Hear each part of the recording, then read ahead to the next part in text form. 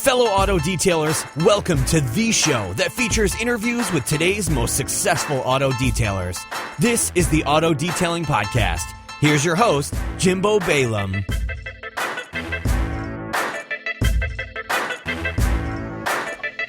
All right, everyone. Welcome to episode 249 of the Auto Detailing Podcast. I'm Jimbo, your host today. I'm excited to have a previous guest, episode 93, way back. This was pre-Mexican lunch in Newport Beach, California when we recorded, but none other than DJ Patterson with EcoGreen Mobile Detailing at EcoGreenTulsa.com. DJ, welcome back. Thanks for having me, Jimbo. It's always a pleasure to speak with you. I don't know why all of a sudden I got kind of this little swagger in my voice, so I'm going to cut that out. But it's all good. Keep it, man. Keep it. But last time we talked, DJ, or last time we had you on the show, not last time we talked, but last time we had you on the show, you were just growing into your second mobile rig, and I know I was blown away by that. But now you're up to number 4, growing into number 3. 4, going into number 3. And I just we're asked in you 3, that. yeah. In 3. So with that, obviously, you have to have people that drive those trucks. Yes. So today we're going to be talking about team building and how to really how to grow a team, which is extremely difficult, something to do. And I think it's definitely an area that is lacking as far as education for guys that are looking to grow, especially a mobile detailing business. But before we get into that, for people that haven't listened to episode 93, that I would highly suggest they do, give us a little bit of background on you and what you got going on. Yeah, sure. No problem. So I've been detailing since I was, 14 years old. But I started my company a couple years out of high school. Back in 2009 is when I went on my own. And I just worked out of the trunk of my car. I had a 1999 Ford Contour, and I just worked out of the trunk of my car, and I had family help me and friends help me here and there on different jobs and stuff, and just slowly built up to 1, 2, and even 3 trucks now. So definitely started out with not a lot, and I've learned a ton along the way. But I've grown more of an environmentally friendly type business. So we're really big on water conservation. We're really big on using plant-based products and things like that. So that's the really short story of kind of how I became into the industry. But definitely, and I think we went more in depth. We went a lot in depth. On the last time. So definitely go back and look at that. The thing I remember the most about our last episode together was when we talked about all these different ways that you kept track of all your customers. It was like Evernote and Dropbox and files and all that. And you had this perfect little system put together. It's different now. Okay, it's pretty amazing. But I wanted to, and you can go into what you're using currently. But back in that episode, I told you that I was testing out a CRM or a customer relationship management software. And so I want to thank the Better Software Company, or BPro, for sponsoring this episode. DJ, how is that? Awesome. Instead of having a pre-recorded thing. So I don't know if you're using BPro, but for those people that are looking to have a customer relationship management software all in one, they just came out with an app, which I'd been begging them to do for a long time. But there's a lot of CRMs out there. I found that the Better Software Company works great for me because it's catered for detailers. And now they have an app, so it's perfect, but they have a desktop version, mobile location, fixed location, inventory, employee management, all that. So check them out at thebettersoftwarecompany.com. Tell them you heard about them from Jimbo on the podcast, and you will get a free demo and some other goodies. So shameless plug there, DJ, but proceed. It's all good. But, so let's just see which direction would you like me to go, Jimbo? We can go all over the place. Proceed, and I didn't give you any direction to go. So, give me some direction, because I can go all over the place, man. Yeah, so, gosh, there's so much I want to talk about. But let's talk about team building. And when we got lunch together, which is another side note, if you're in the Tulsa area or ever around DJ, take them out to lunch, because I think we're at lunch for 3 hours or something. Yeah, your wife, my wife, and a lot of Mexican food. And It was a great time. We could have stayed there longer, but we all have you guys have kids. We were all on vacation, so we could have talked you up all night. Good for you. But you really talked about your hiring process, and I think that's something that's really important. And obviously, correct me where I'm wrong because you actually do this. But in order to establish good team chemistry, it all starts with the hiring process, right? That is the beginning of the process. Yes. So. We're really big on team and culture within our organization. So the interviewing process is not we have you come in, we meet with you, look great, and we hire you, because that turns into a lot of turnover. And I'm sure most listening to this have experienced a ton of turnover, especially in this industry. It's just not an industry where you really retain employees for very long unless you have something that they're actually bought into and that they really enjoy. So we take our time during the interview process. It's actually a pretty hard, not let's say difficult process to go through, but it's what most aren't really used to, I guess you can say. So the first, time we sit down with the person, I'll sit down and talk with them and kind of just basic questions. I want to see if they know about our company at all, what they know about us, and if they even do. I had one guy say he thought we were a lawn company where we cut grass. So I mean, you didn't even do your homework before you got here. Yeah. So, but you just want to know if they have any basic information about the company, and just kind of give them the history, where I started from and where we're at now and where we plan to go. And then we have our manager meet with them as well. He can kind of fill them out and see what they're like. And then we also send them, within the process of meeting with them between interviews, we'll actually send them 2 different types of tests, because we want to know what their personality is. We want to know what kind of personality type they have. And also we do a strength finders test that you guys can find out. I can give you the link for that later on, but that way you can kind of pull their top 5 strengths and know like how they can benefit the company. Neither one of these tests like go against whether we hire them or not. We just want to know how we can utilize their strengths and weaknesses with the company, because everyone has a different strength that we may not have, so they can see things in the company and help us grow in ways we didn't see before, because everyone's unique, has their own unique individual way of doing things and thought processes. So that really helps us understand who they are, who we're talking to. So we do about 3 different interviews, and the final one, after everyone's approved of them, we actually take them and their spouse or significant other out to dinner. That really tells a lot about the individual. The wife kind of can tell you a lot about how they are as a person. And I mean, we've saved tons of money by doing this, because, initially a long time ago, we'd hire someone off the first interview and they turn out to be a disaster. So, we'll spend, a couple $100 on dinner bring their family to dinner and kind of get to know who they are as a family. Because I've got some stories, man, like people we brought to dinner with their wives and kids. I don't know if I should get into all the stories just because of, I don't know who's listening and stuff. So I really don't want to. No one listens to this. No one listens to this. Yeah, right. Am I even recording? I think you are, but I mean, it just really tells you. It really tells you a lot about how they are and stuff. So we've saved a lot of time by doing that.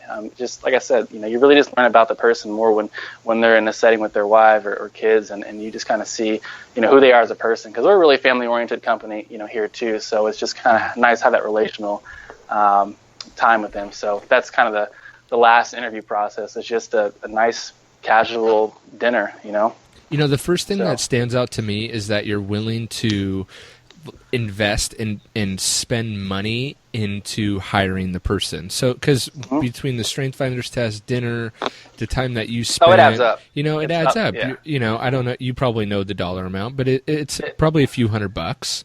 It's right under 300. Yeah. So, and if you're trying to grow, it's kind of like, ouch, $300, does it really need to be spent? But I like how you framed it as you're investing to make sure this person is the right fit, because what's really expensive is turnover.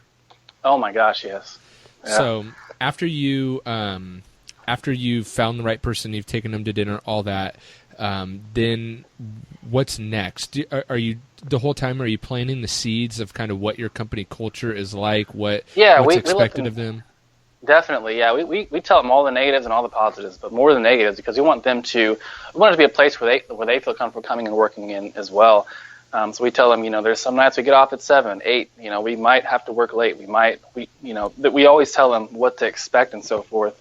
And then we let them know about our culture, like how we are, how we're all close knit, almost like a family, like a brotherhood. But our wives are involved too, so we do dinners occasionally with the whole team and their wives and kids, and get together and just go out and have dinner and maybe even drinks, and we just like to involve the whole family in the situation. So we tell them about the culture and our mission and what we plan to do in the future, and just really paint the picture, because we don't want them to be in a place that they don't really fit in or want to be in, or it doesn't line up with their values or whatever. So definitely telling them about where we plan on going and how they can fit that picture definitely helps as well.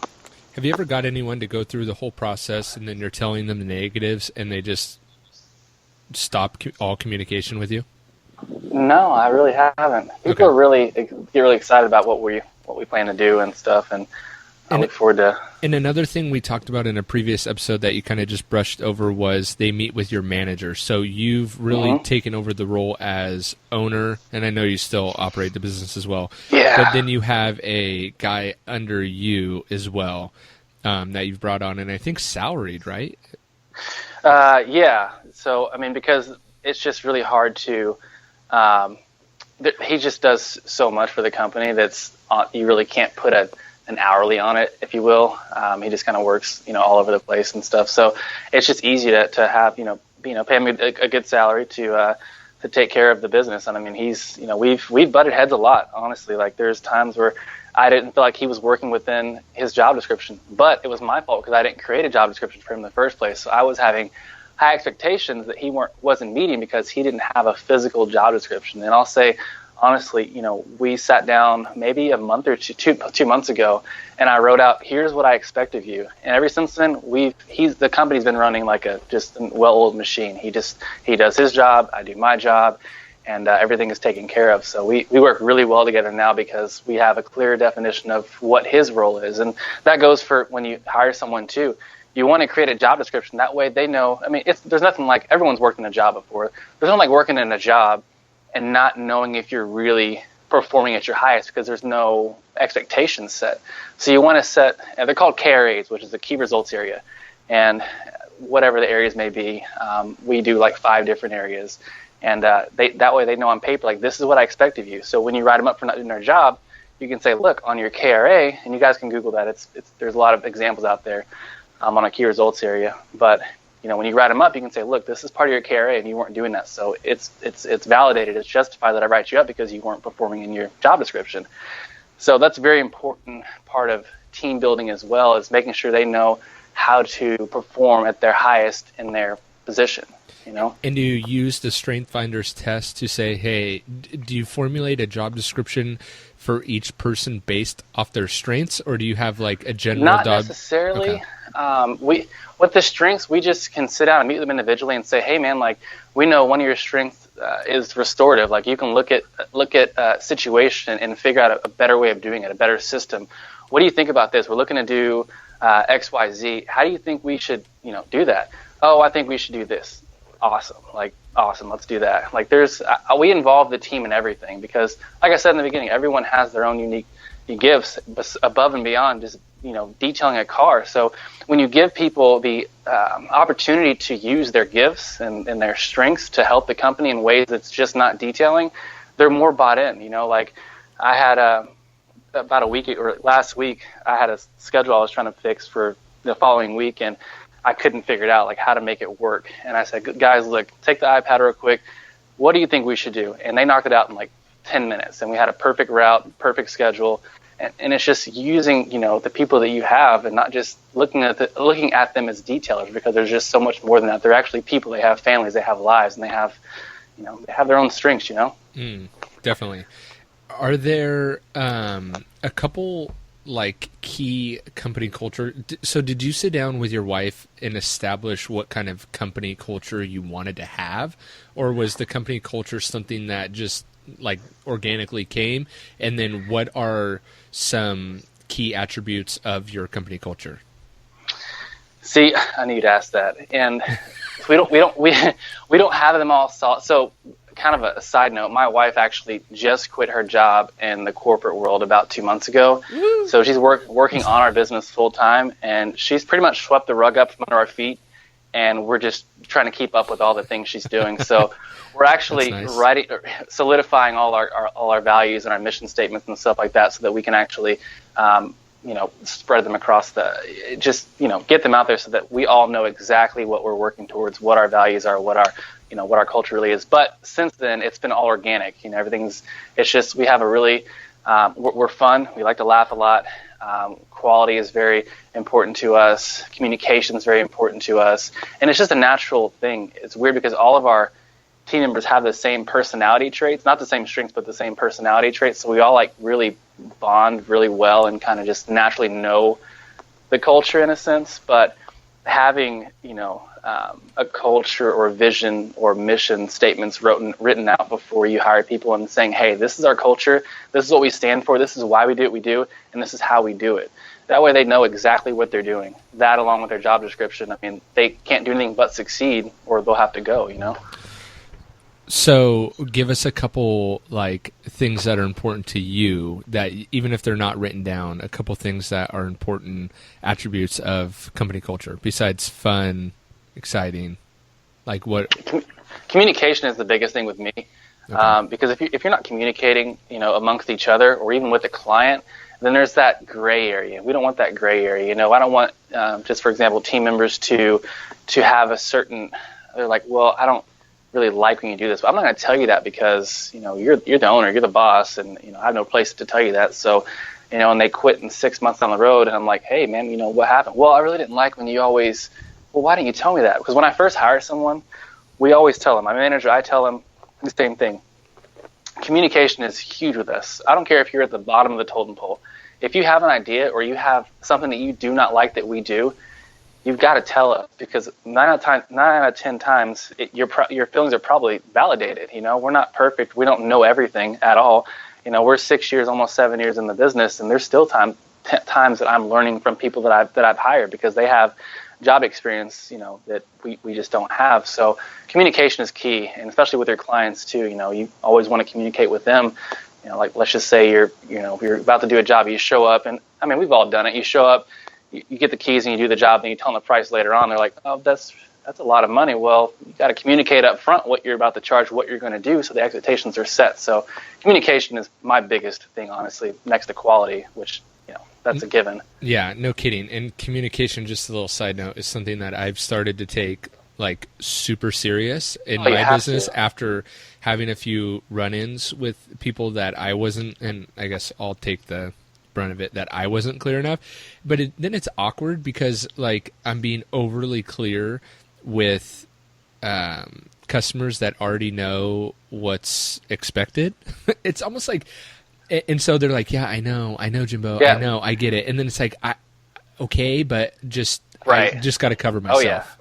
It's over communication. I've learned through podcasts. Over communication is way better than under communication. So, totally. Repetition. Even with your team members, when you're telling them something, they're like, "Dude, I know how to do the wheels. I know, but I've got to continue to tell you how. Just that this is the way we do it. This is the way we do it. This is the way we do it." So, over communication is not a bad thing whatsoever. I guess I should have asked this before we led into all this, but how are you finding these people to employ? Honestly, our best source lately has been Indeed.com, Indeed.com. We just get so many resumes from them. I get them. My email box is just flooded all the time with resumes. So that's been, we used to do Craigslist, and it's just, we all know Craigslist, but Indeed has been phenomenal for us. We find all kinds of people on there that, are qualified and some that are not. If you can't, write out a full word like you instead of YOU, you put you, or lowercase I. Just you get those kind of people too, but that's another rant. But anyways, that's been a good place for us to find employees or team members. What else is important when it comes to company culture to you? I don't know, just defining it honestly. Everyone has their own culture. Everyone has their own way of doing things. So just creating a really fun environment. I will say about communication, one more thing. My guys were getting really burnt out these past couple of weeks because we've had my manager take a vacation for a week, and then I've got another guy taking a vacation for a week. So we kind of got to pick up the slack, and they were getting really burnt out. And they said, DJ, look, we're working 12-hour shifts, or 3 12s and 2 10s, or 4 12s or 5 12s, and we can't do this anymore. This is it hit me kind of hard. It's like, this is supposed to be a family-oriented company, yet I don't get home to my family until 8 o'clock. And it's like, whoa, that's crazy. So, and I took that to heart, and I changed the schedule around, and I'm making strides to like make sure that, they're only working until, if they get to work at 6:30, they're off by 5. As long as they're off by 5 o'clock, back at the shop and ready to go home, then they're happy. So I kind of had to get out of that mindset of just throwing stuff on the calendar and working until we're finished to, hey, my team, if they're burnt out, they can't do anything for the company, So totally, I see that all the time with these guys on Facebook. It's like they're working just nonstop, and it's like, dude, you're gonna hit a wall. That's me. I don't mind working that much, at all. Like, I don't mind doing a couple of overnighters at the shop on some correction coding jobs just to make sure everything's still flowing or whatever. But I can't expect that of my team. That's not what they're here for. They've got families to raise. Yeah, totally. Shoot, I'm off at, well, it was 2:30 when we started recording this. What do you attribute how are you getting all this? I have a couple questions. So how are you getting all this work to keep going on 6 guys busy, including yourself? We cut back, so now we're at 4 in the field. We cut back right after the summer when school was about to start back up, because everyone slows down. I think I talked to a lot of guys, honestly, in the industry this past couple weeks or so, and everyone kind of slowed down right before school hit. And so we cut back our summer help. We had 2 guys then, so we're back. We just are at 4 in the field, and then my wife in the back office, and we'll ramp back up here soon. But to go ahead with your question, I guess. So how are you getting the work? I guess, how are you being able to sustain 4 guys even with the trucks? Yeah. Memberships are key. So it's recurring business all the time without fail. It's cash flow. So we've got weekly clients, we have bi-weekly clients, we have monthly clients. Then we have our group detailing services, where you show up at an office building, you do 6 or more vehicles. And we have fleet services as well.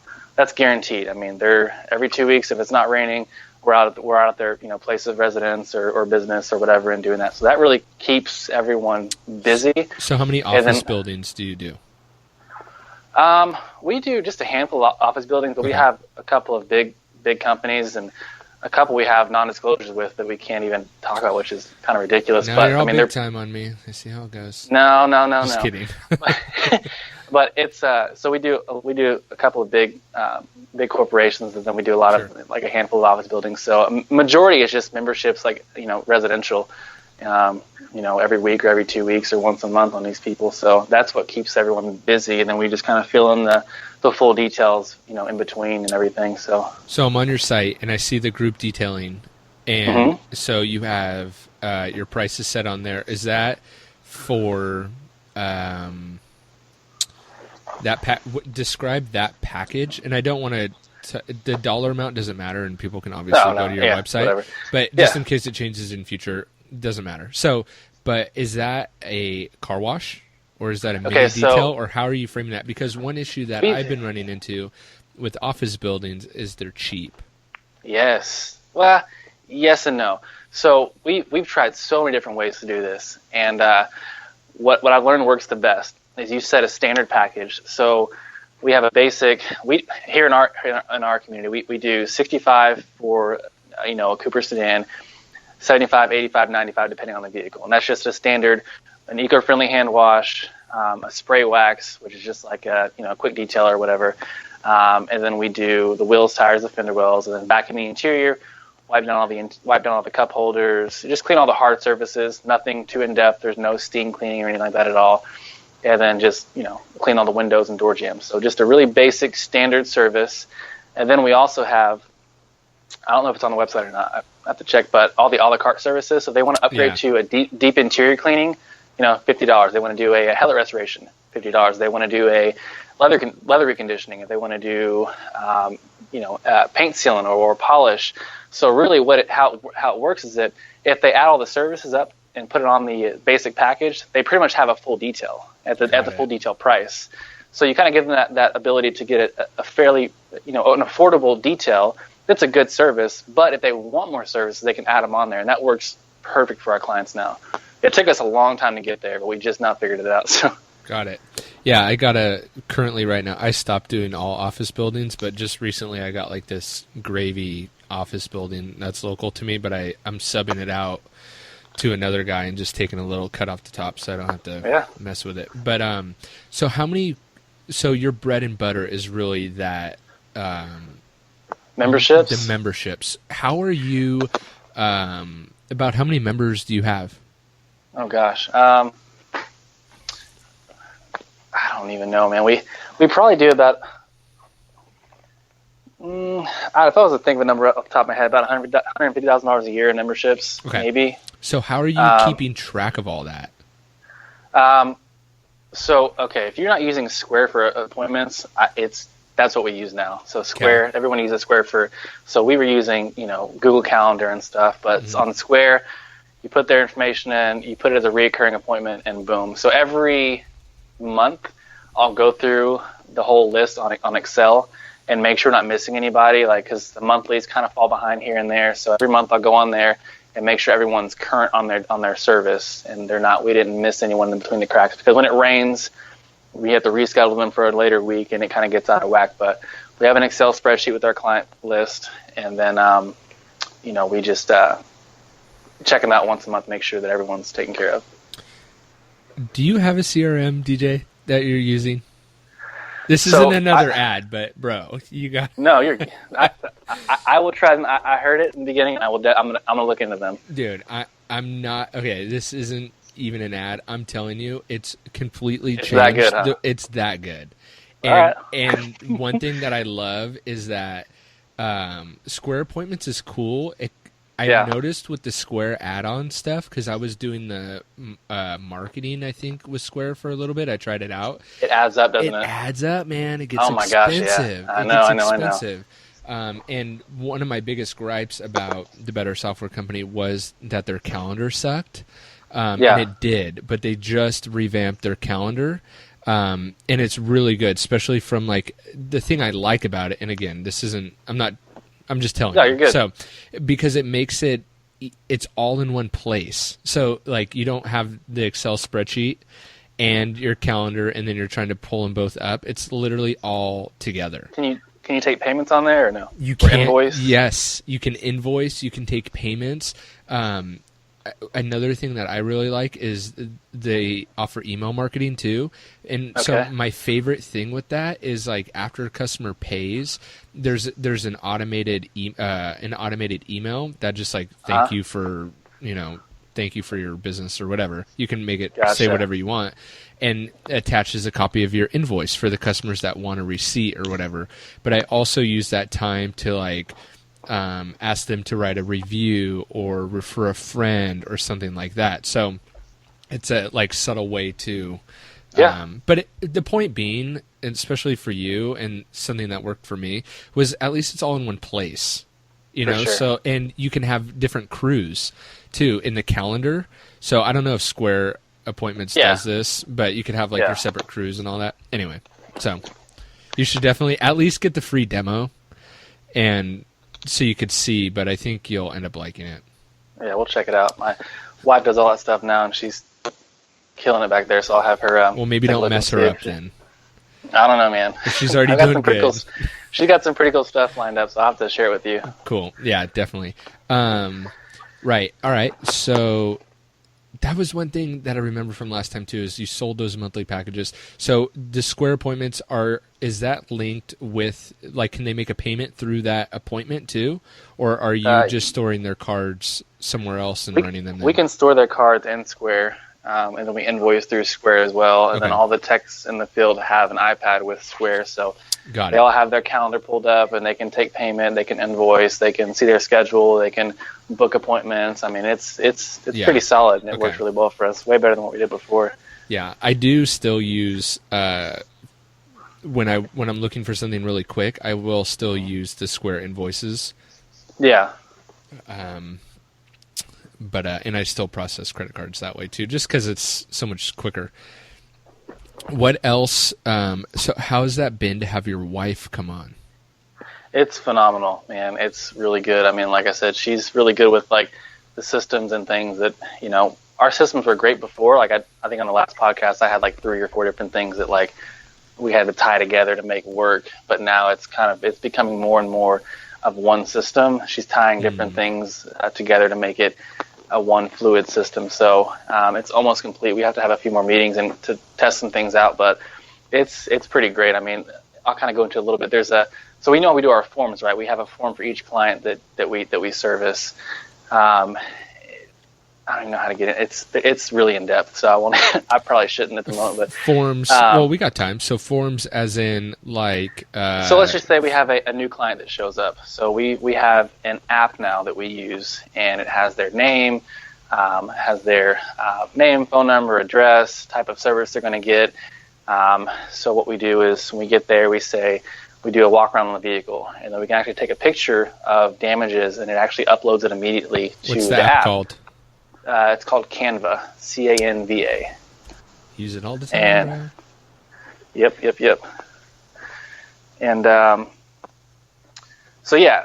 then they agree on a service, and then we have a start time, and then there's a finish time at the end. There's signatures. It goes automatically to a folder in Dropbox. It's really cool. Can I use this opportunity to say that is in the Better Software Company, the B Pro? It is too. Yes. Oh, cool. Oh, wow. Gosh, this is really sounding like an infomercial. Sorry. Hey, it's all good. Keep going. It's all Proceed. good. We're all learning. No, Yes. but it's just really cool. I mean, having forms, having forms. So smart. Yeah, I mean, you want to cover yourself, at the end of the day. The customer signed for the vehicle. They said it was done, correctly. So it just kind of covers yourself. And you have all the damages and pictures written on there and everything. So. And if you want to learn the hard way, I got a customer got a full refund for a $300 detail that they disputed with their credit card company. No, they didn't. They got a full 100% refund. Wow. Because I didn't have a form. The form. Yep. Even though they paid with their credit card, they signed with their finger and agreed to the charges, they got a full refund, which I don't know how they did that, but I'm not bitter or anything. So. Whatever. Yeah. But yeah, so that's pretty cool. But I want to say one more thing about the team members and things.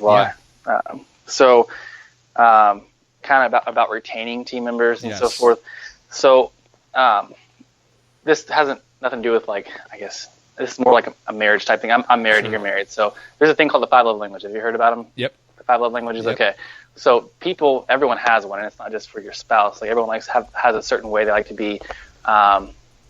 Communicated to in a sense. So some people like gifts, some people like words of affirmation, acts of service. So, if you're big on like giving your team members gifts all the time, and that team member doesn't even like gifts at all, that's really not filling up they call it a love tank, but not filling up their, I don't know, they feel appreciated. So no one, going through that test, which is kind of weird with a bunch of guys, it's like, hey, what are your love languages, bro? Right. But just knowing that they like words of affirmation. So if you tell someone like, hey man, you're killing it, man, so-and-so said that this detail was the best they've ever seen in their life, like that fills them up, man. That kind of keeps their tank full. That way they can keep driving, keep going full speed ahead. And then some guys might like gifts. So you get them a gift card for him and his wife to go to dinner, or, get him these headphones he's been wanting forever, or, a new phone. I don't know, however you want to do it. And that kind of keeps them full too. They're like, wow, my company's taking care of me. I'm full. I can keep driving full speed ahead. So, that's another test you can do, is if you feel like, just kind of incentives on how to keep them moving forward. That's definitely a good one to do. Yeah. That's actually brings up a good point. Do you have any other incentives that you like? Do you ever do cash incentives, or like if you guys could bring in more revenue, you get a percentage or anything like that? Yeah, we get percentages of different services. If they bring in like a ceramic coating job, we give them 10% off the top of that, and just things like that. So yeah, we definitely give them opportunities to make more money above and beyond their hourly wage. Got it. What else? What other things do you want to talk about in that we haven't talked about pertaining to this? That's in regards to a team member, that's pretty much it. I mean, how you hire them, how you keep them, and pretty much retaining them. So, I really don't have too much more about that. Do you have anything else that we haven't talked about that you want to talk about? There's a lot, but I can't put a finger on it. What about let's because we have a few more minutes, and I don't want to drag this on just for the sake of dragging it on, but I actually do get a lot of questions with, and I actually use you as a reference quite a bit when people tell me that stuff can't be done without water. And so when I was getting rid of my pressure washer and all that, one thing that I did was reach out to you and kind of look at your setup and all that. But are there a few, like, what are there any new like tips or techniques that you've implemented as of late that have really like either saved you time, produced better results, or anything like that? Not necessarily. I mean, we've just continued to do it how we've always done it. We use a waterless approach to everything. We've got our systems down to where, it's a pretty quick and easy service. So, no, not really. I mean, we don't have to really educate. One second. Yeah. We don't have to really educate, clients anymore, just because they're kind of used to it now and they're more bought into it than before. So, I mean, as far as ease of use or any new methods, not really. I mean, we pretty much had it all figured out, in the beginning years of how to do it. So cool. Well, with that, and we talk a lot about, actually, you were on the show, DJ, twice before. And once we talked about, it was episode 93 and then episode 195.